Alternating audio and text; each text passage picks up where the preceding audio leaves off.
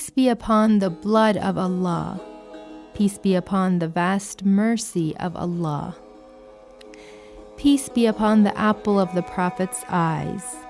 Peace be upon the martyred son of Amir al-Mu'mineen Ali alayhi salam and Lady Fatima az-Zahra salamullah alayha. Peace be upon the interceder of the Day of Judgment.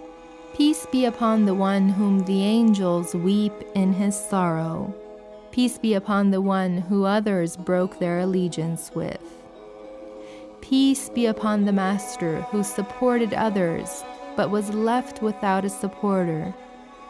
Peace be upon the beard that was stained with blood. Peace be upon the face that was covered with blood and soil. Peace be upon the teeth that were beaten with Ubaydallah's staff. Peace be upon the holy head that was raised on the enemy's spears. Peace be upon the one who was thirsty beside the river. Peace be upon Hussain and his beloved sons and loyal companions. And peace be upon the land of Karbala, the sorrow-stricken land, which was witness to all the calamities that befell the best men of God.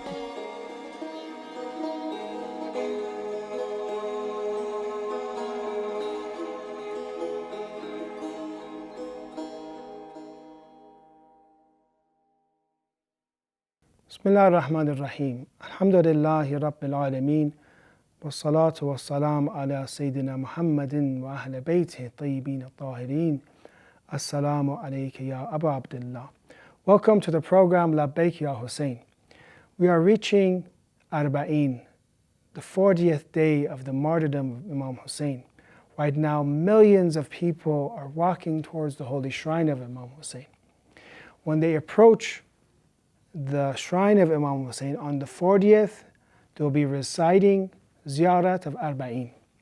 This ziyarat has many rich lessons for us to learn, many deep lessons for us to learn.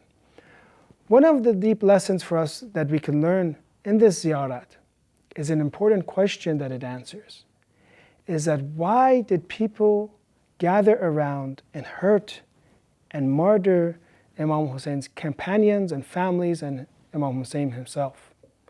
This is a very important question because we want to separate ourselves from all evil. We want to separate ourselves and to align ourselves with the camp of Imam Hussein alayhi salam. We look at the ziyarat and we read, and you could read this from close to the shrine or from afar, wherever you are. وَقَدْ تَوَازَرَ عَلَيْهِ مَنْ غَرَّتْهُ الدُّنْيَا. One of the attributes of the killers of Imam Hussein are those who were seduced by the worldly life. And it says, وَبَاءَ حَذَّهُ بِالْأَرْضَ لِلْأَدْنَى, who sold their share at the lowest and smallest price, meaning this entire capital that we have, this life that we can reach and become the highest of the creations of God. They have sold this potential that they had, this capital that they had, for the lowest price. وَشَرَى آخِرَتَهُ بِالثَّمَنِ الْأَوْكَسِ, and traded their hereafter at the cheapest price. We will be living forever. Man, once he's created, he doesn't have death. There's a transformation. He reaches barzakh, he reaches the Day of Judgment, he reaches different other stages of the hereafter, but there is no death for mankind. So when we have an eternal future in front of us, eternal life for us, a person that ruins this has in fact sold something that is infinity, something that is priceless, for something very, very cheap in this world. So they sold it for the cheapest price. They acted arrogantly. وَتَقَطْرَسَ وَتَرَدَّى فِي هَوَى. They acted arrogantly, were destroyed by following their desires. So the killers of Imam Hussein, may God's curse be upon them, the killers of Imam Hussein, they were fooled by the dunya, by the worldly life, and they followed their desires. And this is a big wake-up call for us brothers and sisters. that the world is a trap for us, the worldly life.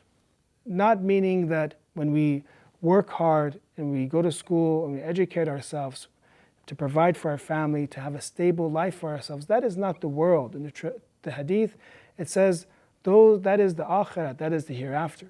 But those that are attached to the material life, those that live a materialistic lifestyle, this is a big wake-up call for them because they are going towards the camp of the enemies of Imam Hussein.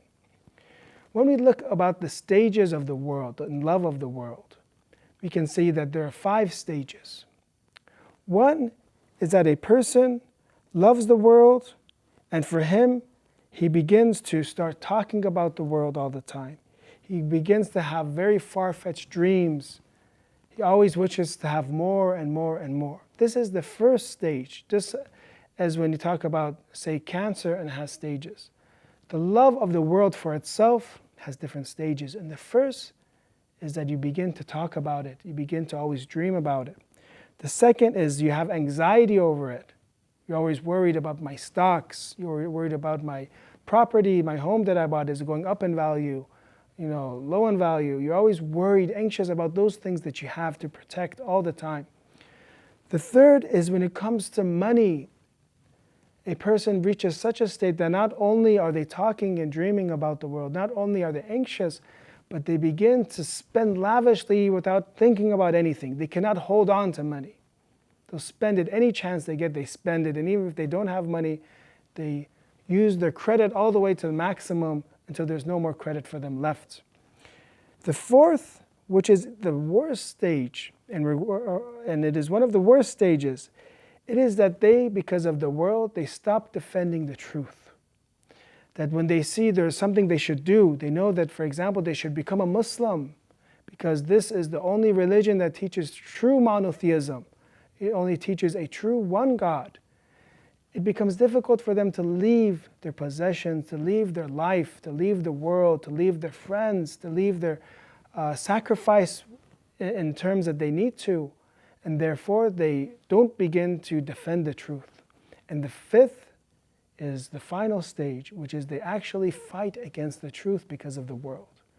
And that's what we see in the enemies of Imam Hussein, that they fought the Ahlul Bayt, they fought the family of the Prophet, they fought the grandson of the Holy Prophet. And some